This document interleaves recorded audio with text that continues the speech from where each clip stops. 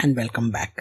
सो इस लेक्चर में हम लोग डेटा टाइप्स और टाइप कास्टिंग कैसे करते हैं पाइथन में वो जानेंगे।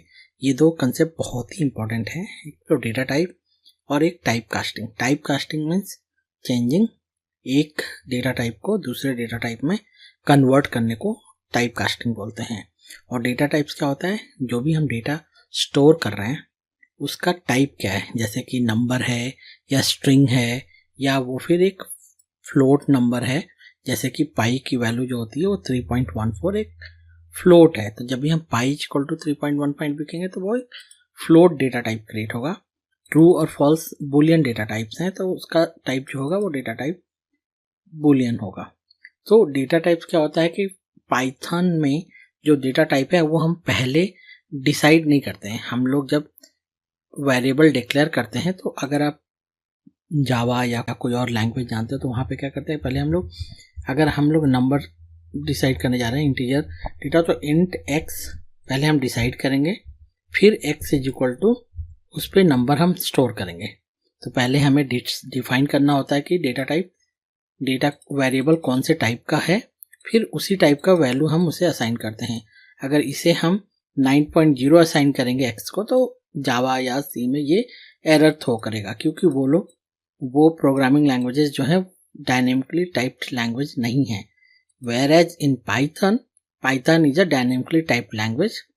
यहाँ पे हमें वेरिएबल का जो है वो टाइप हमें एक्सप्लिसिटली डिक्लेयर नहीं करना होता है। पाइथन अपने आप बेस्ड ऑन द डेटा जो हम पास कर रहे हैं, प्रोवाइड कर रहे हैं, उसके बेसिस पे उसका वेरिएबल क्रिएट करता है उसी टाइप का। तो अगर हम x इज इक्वल टू 5 लिखेंगे तो x का टाइप जो होगा वो इंटीजर होगा। अगर हम x इज इक्वल टू कुछ और लिखेंगे, सुनील और समथिंग, तो उसका टाइप वैसा बन जाएगा। तो जैसा डेटा होगा वैसा टाइप पाइथन डिसाइड करता है। तो यहाँ पे x एक इंटीजर डेटा टाइप होगा, नेम इज इक्वल टू यहाँ पे एलिस या जो भी नाम आप देंगे, जो भी स्ट्रिंग देंगे वो स्ट्रिंग डेटा टाइप, फ्लोट देंगे यानी कि डेसिमल नंबर्स देंगे तो वो फ्लोट डेटा टाइप्स होगा, और बुलियन देंगे तो वो बुलियन डेटा टाइप होगा। तो यहाँ पे पाइथन में जो ऑब्जेक्ट होता है, कोई भी ऑब्जेक्ट जो है वो उसके वैल्यू और टाइप और एक आईडी भी होता है जो मेमोरी रेफरेंस के लिए यूज किया जाता है। अब पाइथन में कौन कौन से बिल्ट इन डेटा टाइप्स हैं, तो पाइथन में इंट, फ्लोट, कॉम्प्लेक्स, ये बिल्ट इन डेटा टाइप्स हैं।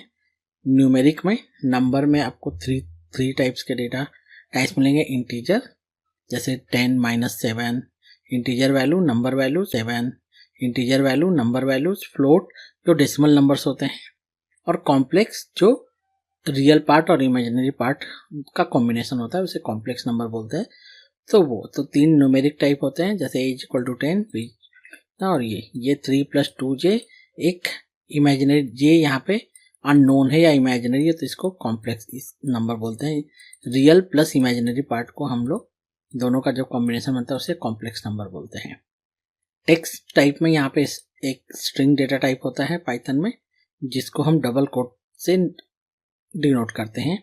जैसे language is equal to Python हमने डबल कोट्स में लिखा है तो ये स्ट्रिंग डेटा टाइप होगा, ठीक है। फिर सीक्वेंस टाइप में क्या क्या है, डेटा स्ट्रक्चर आप कह लो, लिस्ट है। लिस्ट ऐसे बनाते हैं जो जिसमें आप मल्टीपल वैल्यूज एक साथ स्टोर कर सकते हो मल्टीपल डेटा टाइप के। तो 1 2 3 1,2,3 लिस्ट जो हम डेली लाइफ में बनाते हैं वैसा ही है। इसको स्क्वायर ब्रैकेट के अंदर ऐसे आइटम्स को स्टोर करते हैं। ये हम पढ़ेंगे जब लिस्ट के बारे में पढ़ेंगे आगे, तो हम डिटेल में पढ़ेंगे लिस्ट और टपल के बारे में। टपल भी सेम लिस्ट की तरह ही होता है, लेकिन इसमें स्मॉल ब्रैकेट यूज करते हैं और थोड़े कुछ चीज़ें अलग होती हैं। जैसे लिस्ट जो है वो डुप्लीकेट वैल्यूज अलाउ करता है, टपल भी डुप्लीकेट वैल्यूज अलाउ करता है, लेकिन लिस्ट को हम बनाने के बाद मॉडिफाई कर सकते हैं, इंसर्ट कर सकते हैं, डेटा डिलीट कर सकते हैं आइटम उसमें से। लेकिन टपल एक बार बन गया तो वो सेम ही रहेगा, उसमें हम नया आइटम नहीं डाल सकते और ना ही उसमें से कोई आइटम डिलीट कर सकते हैं। तो लिस्ट जो है वो म्यूटेबल होता है और टपल जो होता है इम्यूटेबल होता है। रेंज हमें देता है सीक्वेंस ऑफ नंबर। जैसे रेंज ऑफ 5 अगर लिखेंगे तो ये हमें 0 से स्टार्ट करके 5 नंबर्स देगा, सीक्वेंस ऑफ नंबर्स। सो यहाँ पे नंबर्स 1 2 3 ऐसे करके ये एक लिस्ट ऑफ नंबर्स हमने स्टोर किया। यहाँ पे नंबर्स के साथ आप कुछ स्ट्रिंग भी लिख सकते हो, वो भी लिस्ट में अलाउड है। मल्टीपल डेटा टाइप भी एक लिस्ट में हम स्टोर कर सकते हैं। फिक्स ये एक टपल है 10, 20, 30, यहाँ पे भी आप मल्टीपल डेटा टाइप रख सकते हो। ये रेंज है 1 to 6, ये 1 to 5 नंबर्स जनरेट कर देगा। जब भी आप r equal to range of 1,6 दोगे तो ये स्टार्ट करेगा 1 से और जाएगा 6 - 1 5 तक। अगर हम प्रिंट r करें तो हमें मिलेगा 1 2 3 4 5 5 नंबर्स, ये 1 to 5 तक का 6 नंबर ये आपको प्रिंट करके दे देगा। तो ये रेंज फंक्शन का फंक्शनैलिटी है।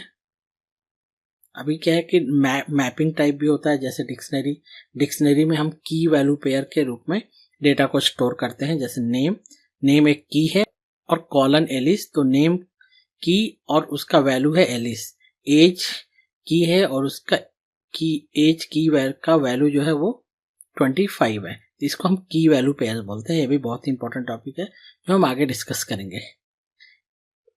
और ये पर्सन एक हमारा सेट बनेगा जो डिक्शनरी है, जहाँ पे नेम, एलिस और एज 30 हम बना रहे हैं, तो ये एक डिक्शनरी डेटा टाइप होगा। उसके बाद सेट टाइप्स होते हैं। ये सारी चीजें हम आगे पढ़ेंगे, अभी जस्ट हमें डेटा टाइप बताना है इसलिए मैं बता रहा हूँ। सेट में दो तरह के सेट होते हैं, सेट और एक फ्रोजन सेट। सेट क्या होता है कि इसमें डुप्लीकेट वैल्यूज नहीं डाल सकते हैं। लिस्ट में डुप्लीकेट वैल्यू डाल सकते थे, टपल में डुप्लीकेट वैल्यू डाल सकते थे, लेकिन सेट में डुप्लीकेट वैल्यू नहीं डाल सकते। यहाँ देखिए ये रेंज आर जो आ गया 1,6, आर जो आ गया 1,6, ठीक है। इसको हमें लेने के लिए हमें फॉर लूप चलाना पड़ेगा, जो हम आगे देखेंगे कैसे हम इसको फॉर लूप चला के सारे वैल्यूज को ले सकते हैं, ठीक है। इसको अगर हम फॉर लूप रखें, फॉर आई इन आर, और यहाँ पे अगर हम प्रिंट करें आई, तो ये हमें नंबर्स देगा 1 2 3 4 5। तो ये 5 नंबर्स इस रेंज फंक्शन के थ्रू हमें मिले जो हमने आर में स्टोर करा। अभी हम आर को आइट्रेट कर रहे हैं फॉर लूप लगा के, फॉर आई इन आर।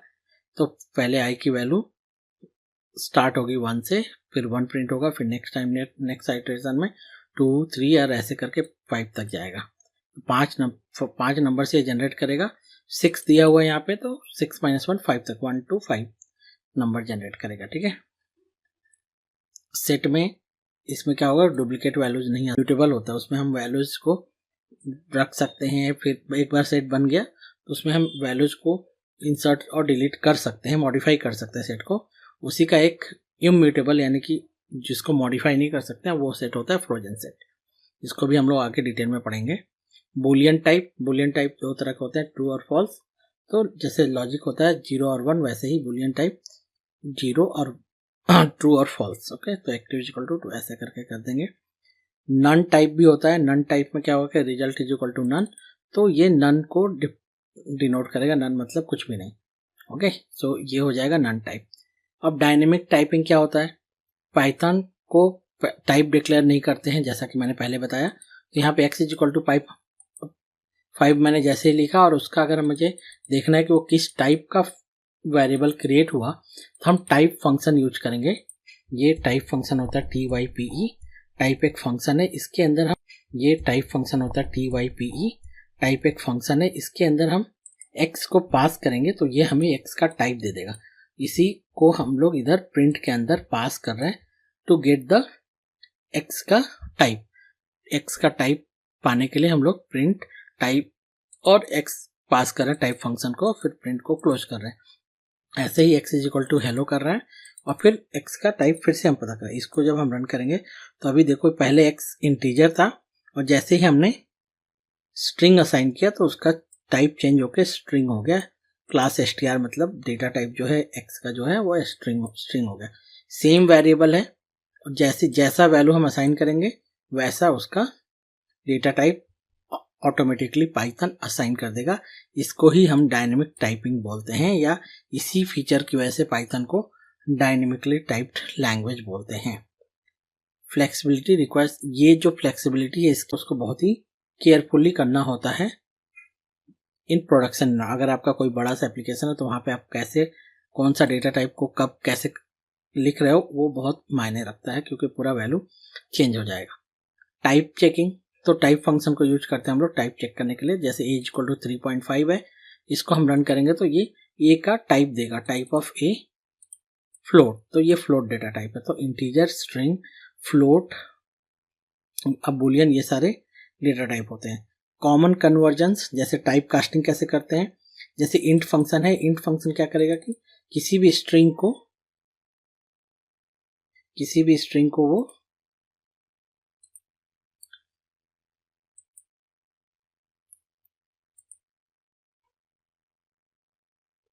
यहाँ पे बोल 0 पास करें, 0 मतलब फॉल्स, तो ये फॉल्स देगा। लिस्ट ए, यहाँ पे ABC, ये आपको ABC, ये आपको डेटा टाइप। अगर सबके आगे हम लोग डेटा टाइप लगा दें, टाइप, तो हमें उसका टाइप मिल जाएगा। अगर हम इसे टाइप के अंदर कर दें तो हमें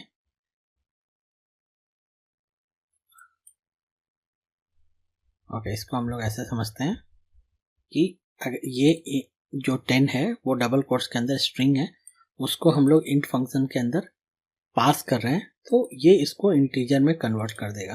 तो यहाँ पे ये स्ट्रिंग है, लेकिन अभी जब इसका हम डेटा टाइप निकालेंगे तो वो इंट होगा, क्योंकि इंटीजर फंक्शन उसको इंट में कन्वर्ट कर देगा। तो इसको हम टाइप फंक्शन के अंदर डाल देंगे, टाइप ऑफ इंट, फिर एक ब्रैकेट हम यहाँ पे क्लोज करेंगे। तो ऐसे इसका डेटा टाइप हमें ऐसे फ्लोट, ये 3.14, जो भी अगर नंबर भी डबल कोट्स के अंदर है तो वो स्ट्रिंग होता है। तो यहाँ पे इसको भी हम लोग फ्लोट में डाल रहे हैं, तो ये स्ट्रिंग 3.14 जो होगा वो फ्लोट में कन्वर्ट हो जाएगा। इसको भी अगर हम लोग यहाँ से कॉपी कर लें तो, और एक ब्रैकेट इधर क्लोज करेंगे, तो इसका डेटा टाइप भी फ्लोट आएगा। यहाँ पे एक ब्रैकेट, एक और ब्रैकेट क्लोज होगा।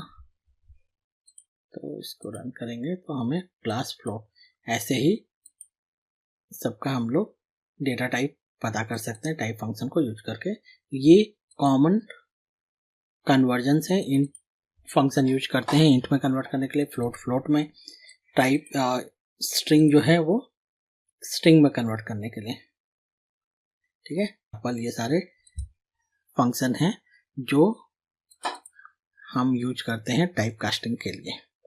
इनवैलिड कन्वर्जन्स क्या है, जैसे कि ये स्ट्रिंग है, ABC एक स्ट्रिंग है, स्ट्रिंग को हम इंटीजर में कन्वर्ट नहीं कर सकते, वो हमें एरर थ्रो करेगा। ऐसे स्ट्रिंग को हम फ्लोट में कन्वर्ट नहीं कर सकते हैं, जो हमें एरर थ्रो करेगा। ठीक है, देखो यहाँ पे एरर दे रहा है कि ये वैल्यू एरर है, ये भी वैल्यू एरर है, और यहाँ पे 3.14 ये एक क्या है, ये हमारा फ्लोट है। फ्लोट को जब हम इंटीजर में कन्वर्ट करते हैं तो वो 3 आउटपुट देगा, यानी कि 0.14 को हटा देगा। जब भी हम फ्लोट को इंटीजर में कन्वर्ट करेंगे इंट फंक्शन से तो वो डेसिमल पार्ट को हटा देगा। तो इससे क्या होता है कि वैल्यू एरर आता है। वैल्यू एरर नहीं मतलब कि आपका वैल्यू कम हो जाता है। अगर ये 3.99 भी है तो भी ये 3 ही देगा, तो ये लगभग 4 के बराबर है। लेकिन अगर आप कैलकुलेशन में यूज करोगे तो ये 3 ही हो जाएगा, तो आपके कैलकुलेशन रॉन्ग हो सकता है, इसलिए दिस इज नॉट रिकमेंडेड, ये हम यूज नहीं करना चाहिए। और अगर हम लोग सपोज कि हमारे पास एक x इज इक्वल टू 90 है और उसको हम लोग फ्लोट, x को फ्लोट में पास करेंगे तो क्या होगा कि 90 इंटीजर है वो फ्लोट में कन्वर्ट होकर 90.0 हो जाएगा, तो आउटपुट हमें 90.0 मिलेगा। तो इंटीजर को फ्लोट में कन्वर्ट करने में कोई दिक्कत नहीं, क्योंकि वैल्यू चेंज नहीं हो रहा है, लेकिन फ्लोट को इंटीजर में करने पे पूरा डेसिमल पार्ट जा रहा है, जो कि वैल्यू को खत्म कर देगा। अब दो तरह के टाइप कास्टिंग होते हैं, एक एक्सप्लिसिट और एक इम्प्लिसिट। इम्प्लिसिट क्या होता है कि जो पाइथन खुद से कर देता है, जैसे x इज इक्वल टू 5 है and y is equal to 2.0 है, तो ये इंटीजर है और ये फ्लोट है। अब हम रिजल्ट वेरिएबल ले रहे हैं और जिसमें हम x प्लस वाई को स्टोर करें, तो अभी x प्लस वाई स्टोर करें, तो अभी x प्लस वाई क्या होगा, तो हमेशा डेसिमल और इंटीजर नंबर जब ऐड करते हैं तो रिजल्ट जो होता है वो डेसिमल में आता है। तो ये पूरा x प्लस वाई क्या होगा, 7.0 होगा, जो एक फ्लोट है। तो ये रिजल्ट जो है वो फ्लोट में ही, फ्लोट डेटा टाइप का ही पाइथन बनाएगा। तो ये रिजल्ट वेरिएबल जो है उसका टाइप होगा फ्लोट। तो अगर हम इसे रन करेंगे तो आप देखो इसका क्लास जो है फ्लोट है और रिजल्ट भी 7.0। तो इसको बोलते हैं इम्प्लिसिटली डन बाय पाइथन। वो पाइथन इंटरप्रेटर ने अपने आप कर दिया, इसमें कोई एरर नहीं आया, ठीक है। जबकि किसी और प्रोग्रामिंग लैंग्वेज में हमें इसे कन्वर्ट करना पड़ सकता है, दोनों को, या तो इंटीजर में या तो दोनों को फ्लोट में। लेकिन यहाँ पे पाइथन ने अपने आप कर दिया और वेरिएबल भी उसके हिसाब से फ्लोट में क्रिएट किया। और एक्सप्लिसिटली क्या होता है कि जैसे ये डबल कोट्स 5 एक स्ट्रिंग है, इसको हम लोग खुद से कन्वर्ट कर रहे हैं इंटीजर में, इंट फंक्शन को में पास करके x को। तो अभी y डेटा टाइप होगा और y प्लस 2 करेंगे तो y अभी 5 है, प्लस 2 करेंगे तो हमारा जो रिजल्ट होगा वो 7 आएगा। तो इसको जो हम खुद से करते हैं, int function, float function, str function, ये सब यूज करके उसको हम लोग एक्सप्लिसिट टाइपिंग बोलते हैं। कॉमन पिटफॉल्स क्या है, जैसे कि इंट 3.14 ये स्ट्रिंग में है, ये तो वर्क करेगा, लेकिन अगर हम इसके जगह पे, इंट के जगह पे इसे हम फ्लोट में यूज करें तो वो ज़्यादा बेटर रहेगा, क्योंकि ये फ्लोट डेटा टाइप है, ठीक है। ऐड स्ट्रिंग एंड नंबर, तो स्ट्रिंग और नंबर को जब हम एक साथ ऐड करेंगे तो वो नहीं चलेगा। जैसे कि यहाँ पे ये स्ट्रिंग है और ये इंटीजर है, नंबर है, इसको जब हम करेंगे तो क्या होगा, इंट ऑफ एक्स, यहाँ पे एक्स को हम लोग इंटीजर में कन्वर्ट कर रहे हैं फिर ऐड कर रहे हैं, तो हमारा आउटपुट आएगा 150, राइट। अगर हम इसको कन्वर्ट ना करें, हम टाइप कास्ट ना करें एक्स को, तो यहाँ पे एक्स स्ट्रिंग है और वाई जो है नंबर है, इन दोनों को जब ऐड करेंगे तो हमें एरर आएगा कि वो स्ट्रिंग और नंबर को एक साथ नहीं ऐड कर सकता है। अगर दोनों स्ट्रिंग है तो कर देगा, अगर इसको भी स्ट्रिंग बना दे तो क्या करेगा, स्ट्रिंग कॉन्कैटिनेशन हो जाएगा, तो आउटपुट आएगा 100 और उसके बगल में 50, 150, ये लगेगा कि 10,050 है, बट एक्चुअली ये स्ट्रिंग वैल्यू है, ये कॉन्कैटिनेट करे, दोनों स्ट्रिंग को एक साथ ऐड कर दिया है, एक साथ चिपका दिया। कॉन्कैटिनेट करना मतलब एक आजू बाजू रख देना, ठीक है। अगर यहाँ पे मैं बोलूँ कि सुनील और y अगर है गुप्ता, तो x प्लस वाई हो जाएगा सुनील गुप्ता टुगेदर, ऐसे करके ये आजू बाजू रख देता है। इसको बोलते हैं स्ट्रिंग कॉन्कैटिनेशन। अगर दो स्ट्रिंग में प्लस ऑपरेटर यूज करते हैं तो वो कॉन्कैटिनेशन ऑपरेटर कहलाता है। अगर दोनों नंबर हैं तो वो एडिशन ऑपरेटर कहलाता है, ओके। अब एक टाइप कन्वर्जन का, सपोज कि हम दो नंबर यूजर को, इनपुट फंक्शन से हम इनपुट लेते हैं, हम यूजर को बोले एक नंबर एंटर करो, फिर एक और नंबर एंटर करो, और दोनों नंबर्स को हम num1 और num2 में स्टोर कर रहे हैं। अब क्या करेंगे कि अगर हम लोग इसको टाइप कन्वर्ट नहीं करेंगे तो क्या होगा कि ये प्रोग्राम में बोलेगा नंबर, हम 7 और 5 अगर डालूंगा तो आउटपुट आएगा 75। 7 प्लस 5 75 आ रहा है, जबकि ऐसा नहीं होना चाहिए, क्योंकि ये इनपुट फंक्शन जो है बाय डिफॉल्ट स्ट्रिंग होता है।